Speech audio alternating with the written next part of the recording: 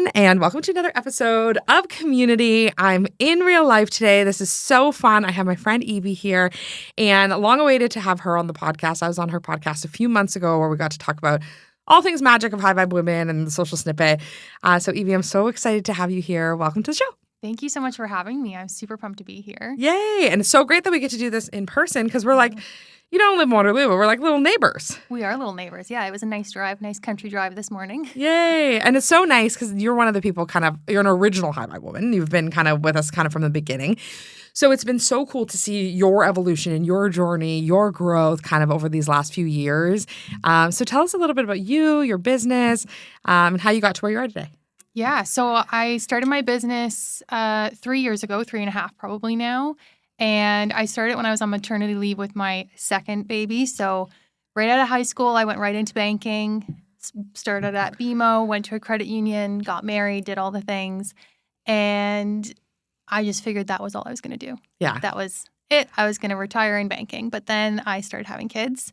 And as you know, that changes everything. Yeah. So I had my first, and then I was excited to go back to work because that was during COVID and everything. And I wanted to go back to being around people again. Yeah. But then I had my second and things kind of changed. I realized that working on somebody else's hours, doing something that I didn't love, there was a lot of sales involved with banking, which I didn't love, which is funny now that I have my own business and I literally have to sell everything for my own business. But it just kind of was different and it wasn't a good fit anymore. So I remember being on maternity leave with my second and just like dreading and having so much anxiety about going back to work. And I was like, this can't be it. Like, there has to be something else. And I had done photography, like dabbled in it, shot friends for free, family photos, that kind of thing. And I was like, other people have photography businesses and that's literally just what they do. Yeah. And I thought, why can't I? So then I started learning about the business side of things, the marketing side of things, and that's what got me into marketing in general, copywriting, and it just kind of expanded and grew from there. But I quit my job I did both for a little while, like maybe 6 months, like under a year, and then I put a notice at my job, and I've been self-employed ever since. What was the thing you needed or felt like had to happen for you to be able to take your notice? Was it like you needed a client roster, or was it, like what were even the mindset pieces of it? There was a lot. I feel like, and I had like full support of my husband, but my income is also part of, I help to support the household. He's the main breadwinner, but my income is involved as well. So it was making sure that income is going to be replaced. Yeah.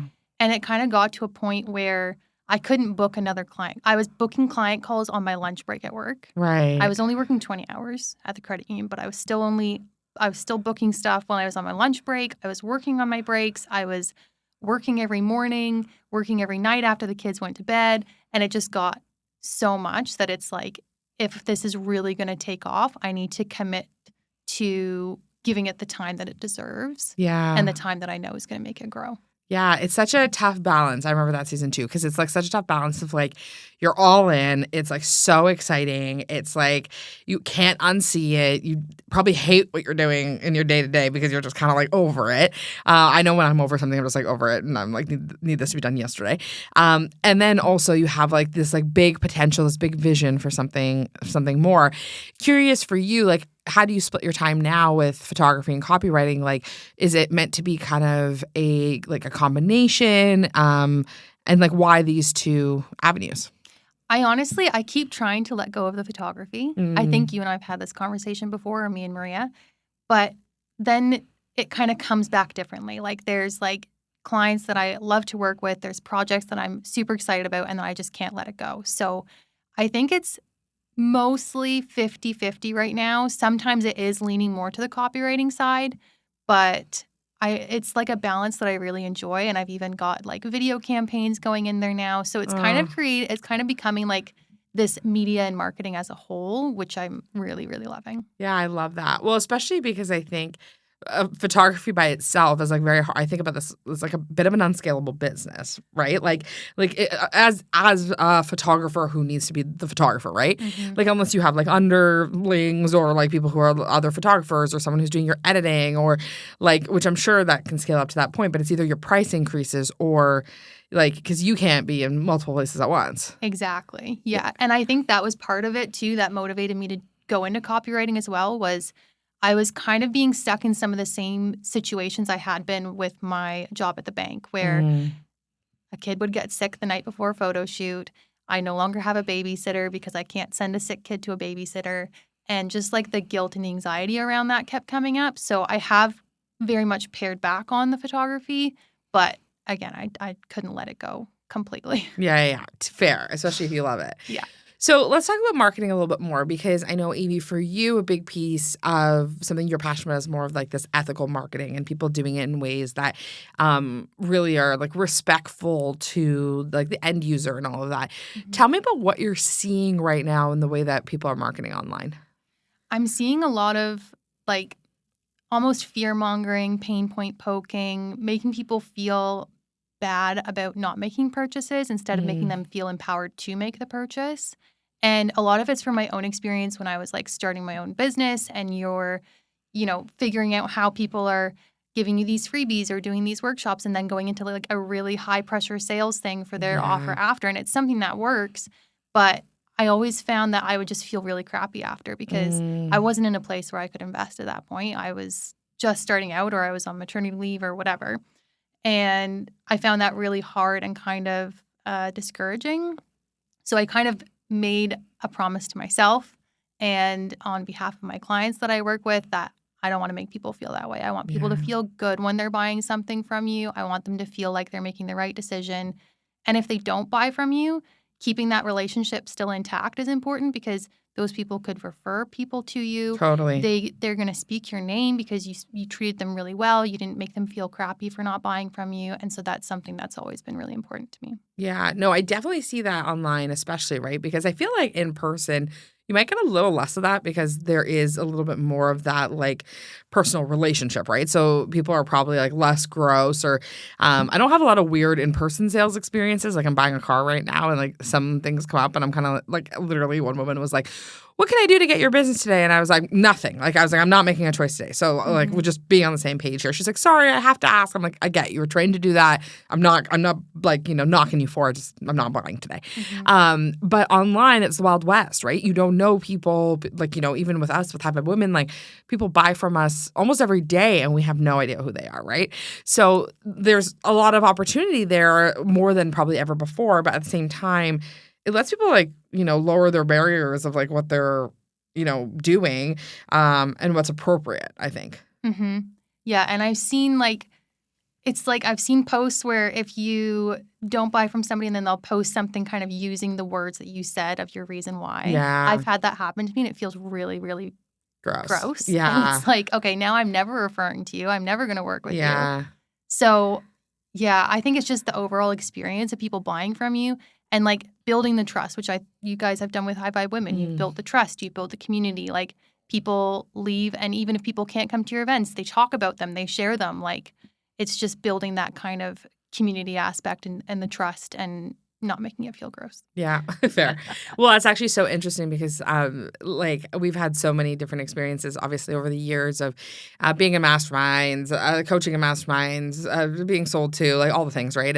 And recently somebody had posted, I had a sales objection, and somebody posted, you should respond to that person and say, if you're a person of integrity, you'll give me a deposit or something like that. And I literally was like, ick, And like, it's like a full body visceral thing for me. I'm very sensitive to how I'm sold to. I don't respond to pressure. Like, I like things to be passive. There's people who I know I'm going to buy from, and I probably don't even follow them on Instagram, right? Like, so it's like, I just like, I have a knowing, but it's just really interesting because I think people are using stuff that can feel really icky and predatory on social in particular. And especially like not feeling genuine. Yeah.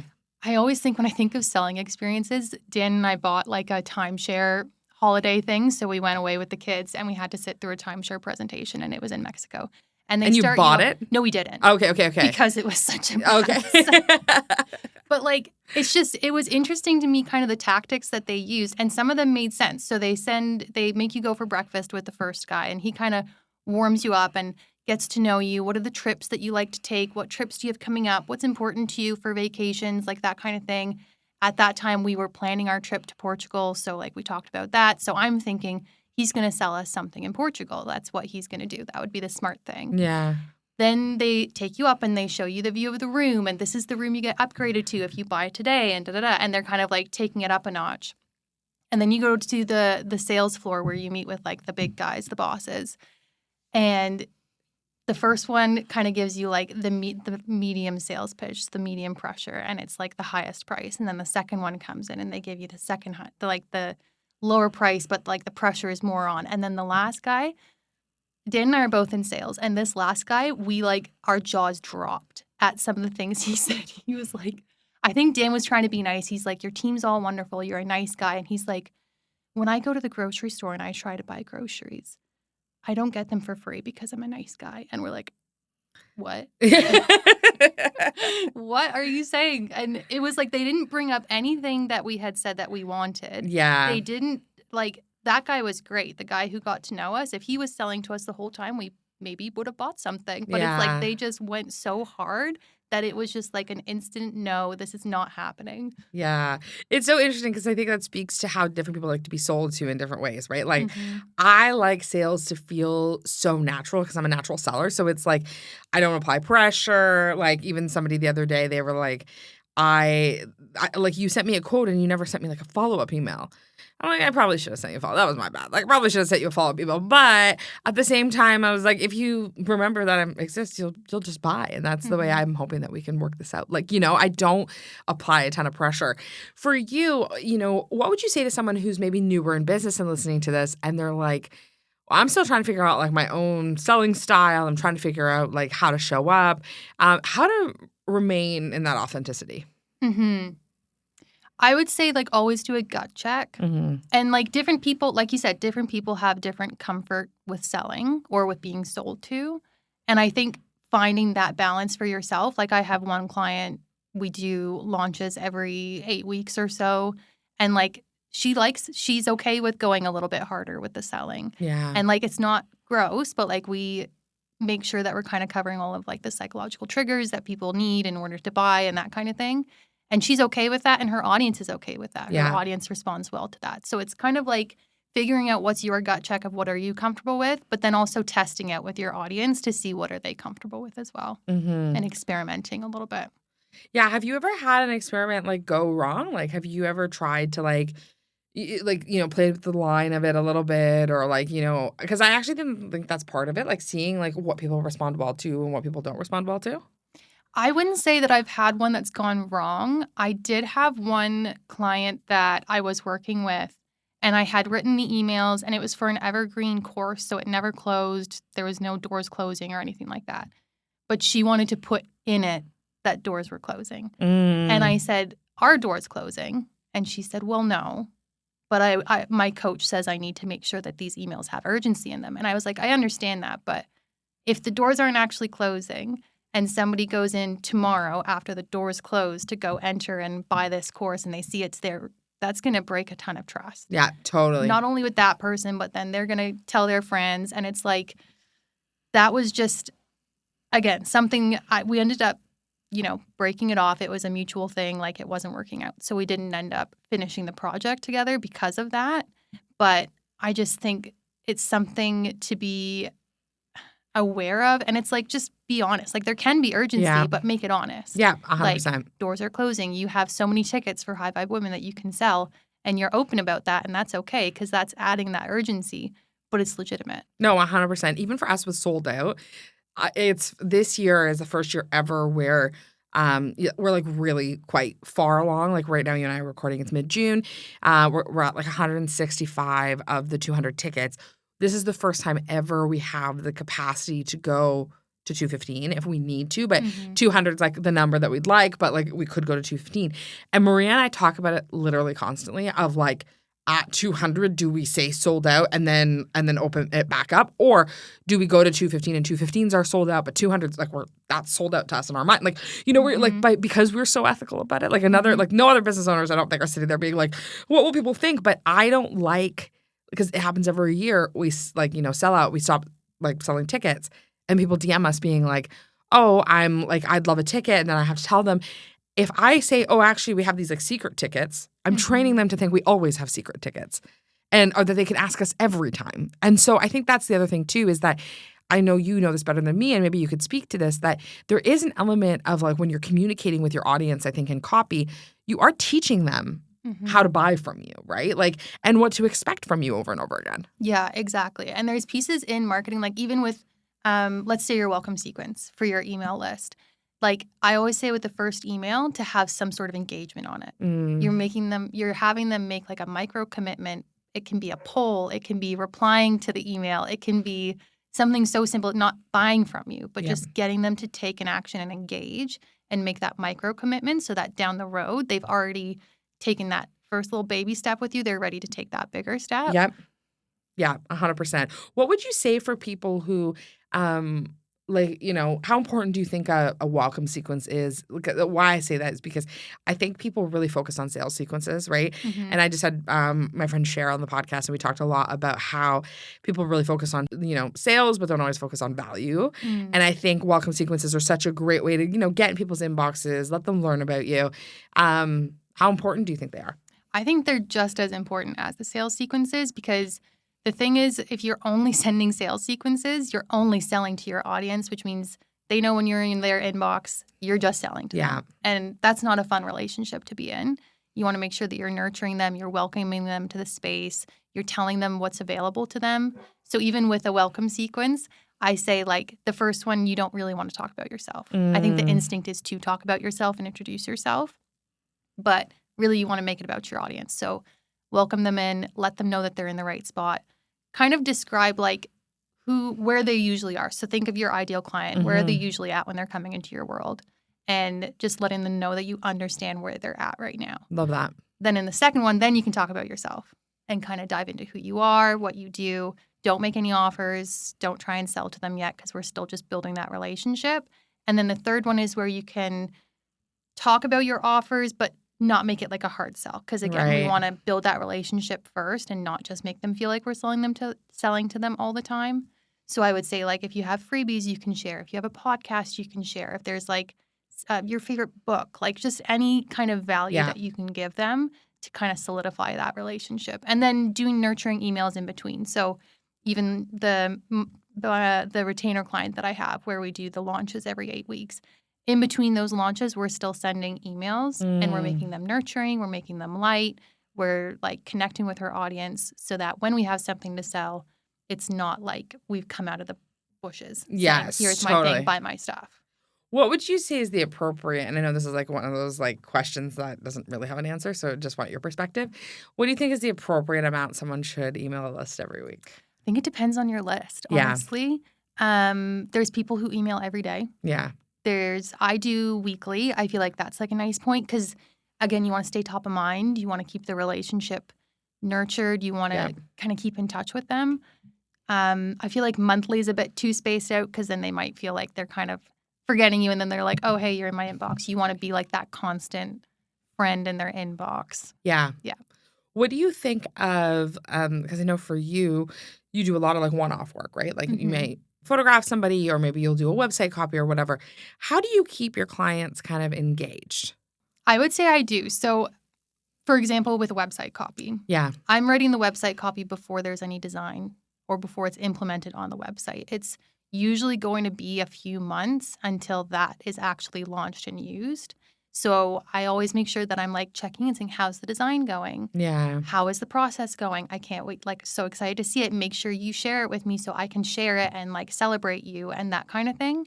And just continue to be like a cheerleader and a support for them. Yeah, totally. Like I keep in touch with all of my clients after we've worked together and I'm like cheering them on, liking their stuff, and just, I think it's just being a good person, honestly. Honestly, like, yeah. Being a good friend, being a good fellow business owner. It's just what you do. Yeah. No, it's just an interesting thing because I think especially with, things like email marketing, we've even been guilty of this. We do a weekly email, the social snippet, but we've now implemented like a quarterly kind of like update to clients, and really just so that they can see like what other people are up to, or like get good ideas or see wins and see, like I feel like that's gone really well. So it's just interesting because I think even though we're marketers, sometimes I forget like that I actually need to keep marketing to the people that have already purchased and like keep the relationship going because that's super important. Yeah. And I think you've mentioned this before that some people will come to you for social media and have no idea that you do podcasting Totally. or vice versa. So again, like you said, sharing what you're up to, keeping engaged with them could make them come back for more. Totally. How have you, like, just thinking about the type of business you have, and I'm sure tons of people are curious listening to this because my business is very retainer based. So I'll get a client, we'll keep them on for a long time typically. It sounds like you have some retainers as well, but you do some one-off work as well. Where do you say the majority of your clients come from? I would say they come from, it's usually people that I've met in person. Yeah. Or like connected with in person, but then we follow on Instagram.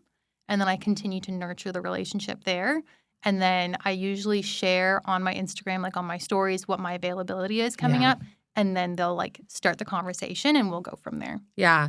That's actually such a good point because, and I know we've talked about this in the Have I Women Online community a bit, but like I actually think it's so like such a miss when people have some gaps in their schedules and they don't say they have gaps because people don't know and they might just assume you're so busy. So like I've shared this before on the pod, but even for us, like one time I was like, oh, like anybody who's launching a podcast like fall onwards needs to book like right now. We just like we're wrapping up like our fall bookings. And 2 people that day were like, yeah, so sorry. Like I've been waiting. And I had no idea they were even thinking about working with us.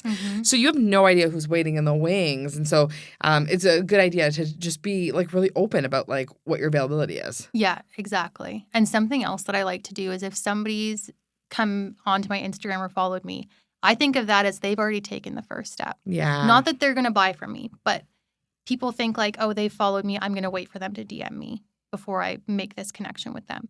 If you DM them after they've followed you, then you're kind of giving that step back. Totally. Because they've already taken that first step. You're meeting them in the middle saying, hey, thanks so much for following. Love to connect with you. Let me know what you're up to. Like without selling, just make it like a genuine relationship building conversation. Yeah. Well, it sounds like for you, Evie, like the relationship aspect, the genuine aspect of it is so core at all the aspects of your business, whether that be like what you're doing when you're meeting people or versus like when you're working on people's copy. I know it's like it's interesting because I think a lot of people do lose that as time goes on. And a lot of it, and to speak to something you said earlier, comes from coaching. Like where like, you might be coached by someone who builds business in a different way than you. And I think that's why it's so important to find peers and mentors who are like-minded in the way that you do it. Because I'm sure there's so many people you see where you're like, oh, I would actually just never work with them because they just don't do it the way that I would be comfortable with. Yeah, it's true. And I think especially with mentorship, I'm like very particular about who I work with and who I take advice from because like you said, they have to have the same values. They have to have the same like that genuine relationship building way about them. Yeah. For me to feel comfortable in investing in them. How do you think when it comes to like web copy or social copy or the writing aspect of the internet, how do you think people can get that across? And because one of the things I think is really interesting is that I do think scarcity works, and I actually do think there has to be an element of, I don't even like the word scarcity or pressure in a negative way, but like there has to be an element because people don't like making choices. So I know even for us, like we'll sell something and people, like the last day, like we just, our Dominican Republic retreat, at first I was kind of like, is anybody going to purchase this? Like I had a few like immediate yeses, but I was like, And then the day we wrapped up, it was like 6 people bought. And they'd been thinking about it for those 2 weeks, and then they pulled the trigger. And I think if we hadn't had that end date, I don't know that they would have purchased. So that's where the early bird comes in, and we do things like that. But I don't like to be too like, the date's today, you know what I mean? So like, what role do you think urgency and scarcity play in online marketing, and how can we keep like that genuine spirit behind what we're doing? I think, again, it's psychological triggers and things like that. And they work. Like they're proven. Our minds are built this way to respond to those things. Yeah. And I think it's the intent behind it as well, honestly. So doing like a little gut check on that, like you saying there's only X spots left, or this is the last day you can buy in on early bird. I don't see that as pressure. I see that as if you didn't say that and they missed out, that's a disservice to them. Yeah, absolutely. Because then they have to pay more money. They missed the deadline. You didn't like, they're going to come and be like, why didn't you tell me that the early bird was ending? Like, I forgot. I didn't have it on my calendar. Right? Oh, it happens all the time. Like, it happens all the time. Yeah. And like, I try to be generous with that, where like, if someone's like, oh my God, I had the window open and I didn't purchase and it was yesterday, like, I'll try to like make it work. Mm-hmm. But like, the amount of times, Evie, that people come to us and they're like, oh my God, like I just completely forgot. And I'm like, no, I said it 100 times and sent 10 emails. So like, I'm trying my best out here. But anyway, sorry, back to you. No, that's okay. Yeah, I think that's it, right? Like, it's a disservice to them. People are busy. Like, they're not like always think, oh, Kristina emailed me again about this thing. Like, they get busy and they forget. So I think it's just that balance and the intent behind it. Like, you're doing it because you don't want them to miss out. And I think pain poking too is also a big thing right now, where it's like, I think, again, pain poking works where like psychologically averse to negative effects, negative things happening, right? But I think it's not living in that space. Yeah. So yeah, we want to talk about what they're going through. Like, they are going through struggles, and we want to make them feel seen in that, feel understood in that. But then we want to move on to the next level and show them what's the transformation, what's the outcome, so that they're not buying from that place of that negativity. They're buying from that place of, this is going to be something that's really good for me. Totally. Yeah, I see, again, use Have a Woman as an example. Like, we never market it like, business is lonely. Like, you don't have any business friends. Like, this is why you're not making sales, is because you have no connections. Like, we're just like, we really try to highlight like the fun of it and the joy and the value, rather than highlighting like, oh, like you're lonely, like, like, and even though we know that's a thing for entrepreneurs, we experience a level of like, oh, we're seeing like lots of people in our network like have no connections and like they can't build a referral network because of it. But we don't lend on that. And I think it's like Ireland to that. And I think that's an important distinction because, yeah, especially when you said earlier, like, you gave an objection to someone and they used your words. I've seen people use people's screenshots. Like, I actually know somebody who, this person actually talks about this publicly, so people are going to be able to put the two and two together. But this person said, no, I can't do this because my kids are home for the summer and it's busy. And then this coach was like, screenshot it, was like, this person didn't buy because the kids are home for the summer, and that's an excuse. And like, and it's like, no, the truth is, like, even for me, I'm like, I'm actually not in the season of making any more commitments, no matter how good your offer is and how much I'd love to be a part of it, right? But it's like, that doesn't make it a bad offer, but it also doesn't make it a good fit for me. And I think it's so interesting, like, how people will take that and really like personalize it. Yeah. And I think it's like, I don't know, you have to think about, even with what you said about not saying things like you've got no business friends, you're alone in business. Imagine the energy that people are bringing into the room if they do that. Yeah. Like, it's high vibe women, but you're bringing women in saying you have no friends and like that kind of thing, right? So yeah, taking them to that other side, and that's the energy that they bring into the offer. Yeah. So even like, I can't believe somebody did a screenshot like that. That's that one baffled me a little bit. Yeah, I think it's just understanding that other people have stuff going on. Yeah. It's not personal if they don't buy from you. Yeah. Like, that's a great point. Yeah. The thing for me, like, when I think about the last 6 months, we were saving up for Portugal.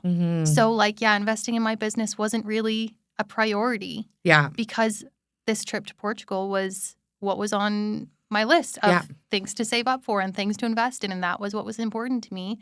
And there was like a comment made, somebody selling to me about priorities. And it's like, yeah, that is my priority. Like, what is wrong with that? Yeah. Thank you for, Yeah, it's actually funny because even someone tried to sell me into like a coaching program, and like, I hate being coached. So like, guys, don't try to sell me in your coaching programs. I'm not going to buy it. And so they tried to sell me in this coaching program, and I was pregnant. Like, I was pretty pregnant. And I was like, oh, like, thank you. And I'm intending on taking some time off. I didn't know how much time. Turned out to be nothing. But I'm intending on taking some time off. And they were like, well, that's a perfect opportunity. Downtime. I'm like, downtime? I've actually never in my life had less time than I do. Every waking moment I should be doing something, as a mom. You know this. Yeah. And I only have one. You have two. And so it's like double the fun.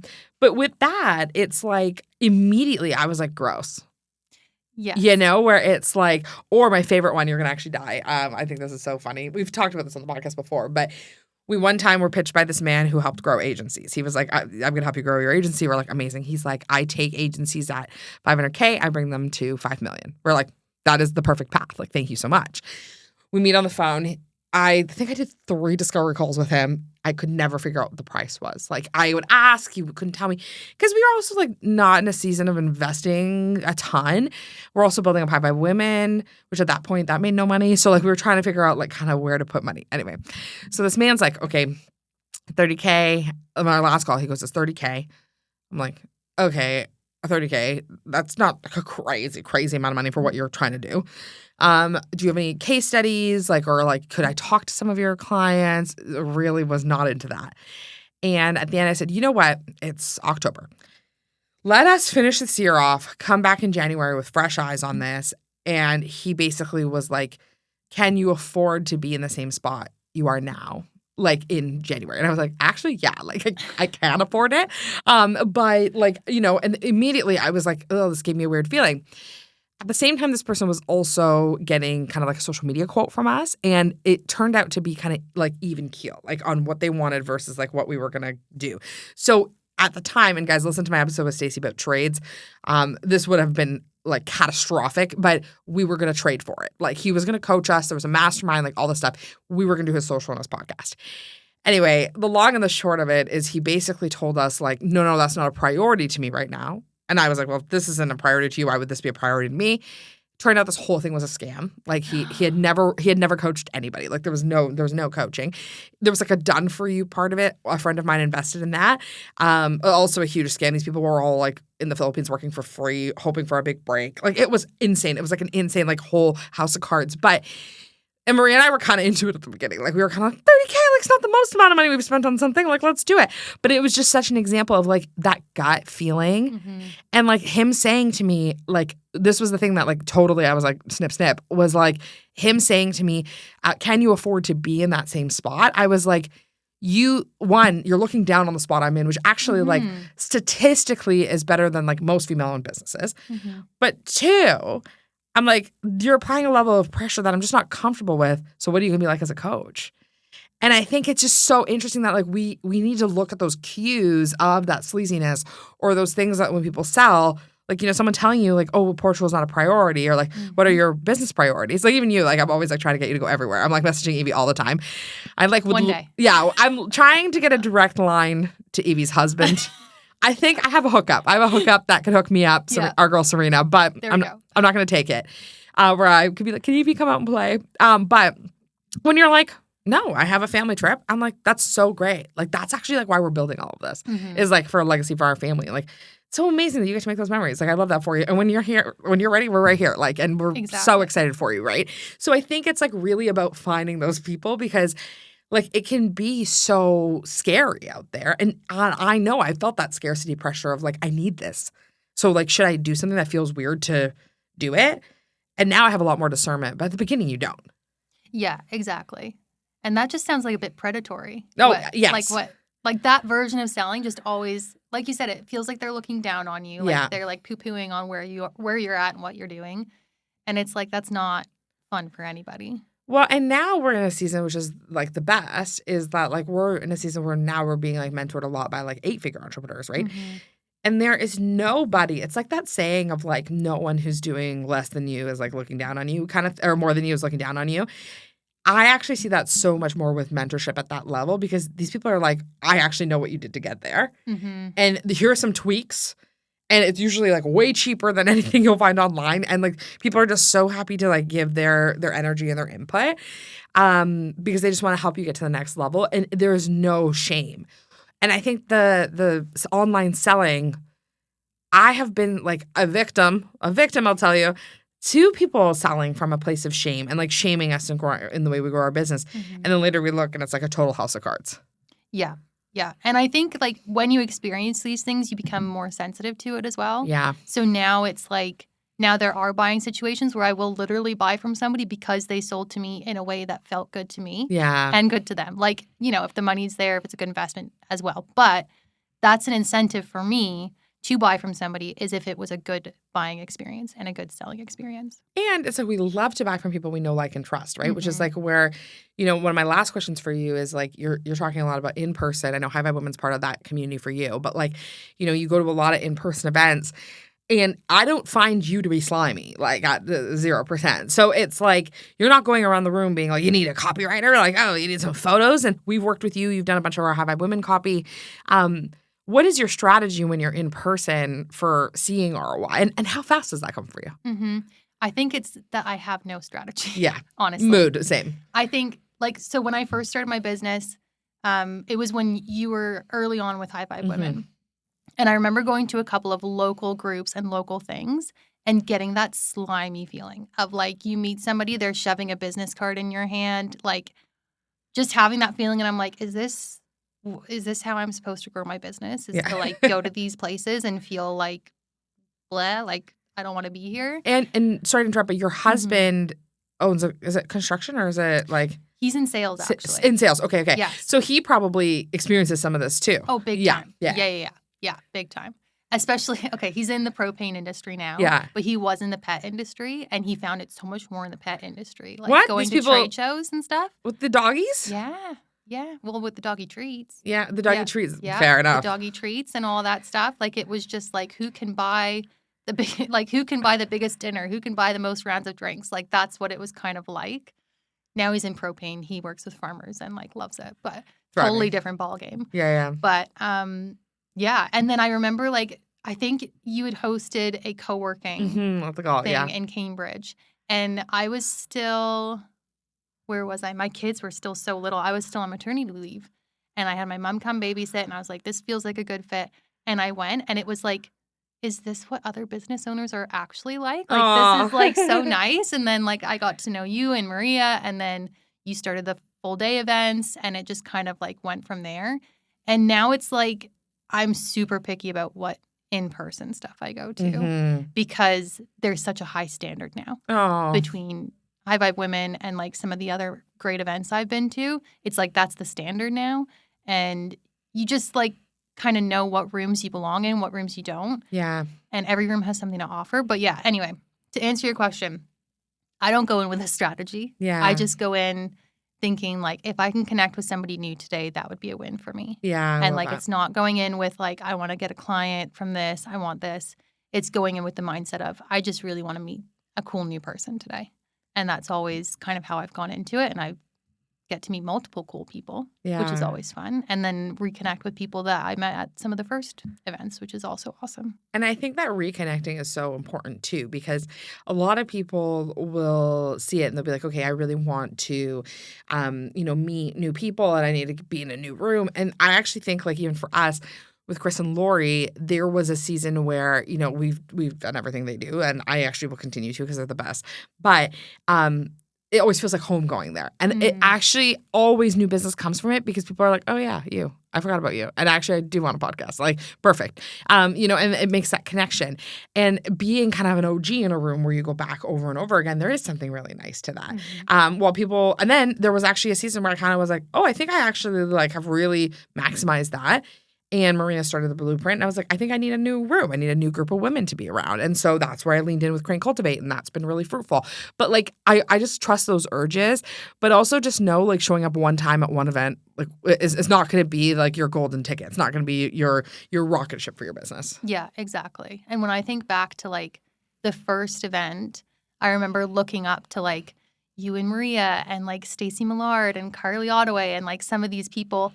And it's like by continuing to go to these events, I'm now friends with these people. Course, yeah. I, like, talk with these people, and, like, you've all been guests on my podcast. And it's like that's such a cool feeling that that took 3 years, but it was so worth it. Yeah, I love that.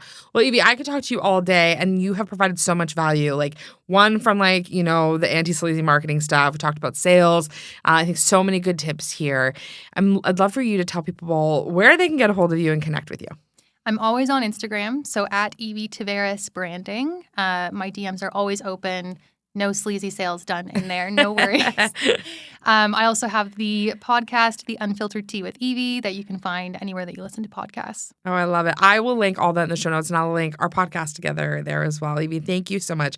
And guys, I'd love to hear what resonates with you, and you can even slide into me and Evie's DMs and tell us your crazy sales story. If anyone tried to sell you a $30,000 mastermind that turned out to all be fake, whatever it is, it can be less than that, to be honest, because we all have those scary stories. So yeah, jump in our DMs and let us know what resonates with you.